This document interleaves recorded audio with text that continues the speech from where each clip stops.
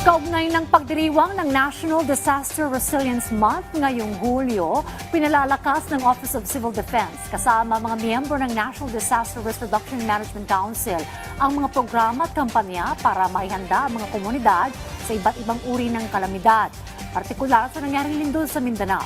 Kabilang sa mga kabang science-based hazard mapping, paggamit ng Hazard Hunter PH, earthquake at typhoon drills, simulation exercises, at paghanda ng mga kailangang kagamitan bago pa man ang sakuna. Hinikayat din ng OCD ang mga pamilyang Pilipino na maghanda ng sariling go bag, alamin ang mga posibleng peligro sa kanilang lugar at makilahok sa mga pagsasanay para maging handa, hindi lamang ang pamahalaan kundi ang bawat tahanan. Marami na po na tayong ginagawa, no? Kaya dapat po, no, dahil exposed na tayo halos taon-taon, buwan-buwan, no, tayo ay may mga nararanasang mga bantang panganib. Kaya mahalaga po na araw-araw din natin itong ginagawa, no, para po ito sa ating kapakanan at kaligtasan at ng mga mahal natin sa buhay. Kaya tayo po ay sama-sama at patuloy na naghahanda at kumikilos tungo po sa panatag na bagong Pilipinas.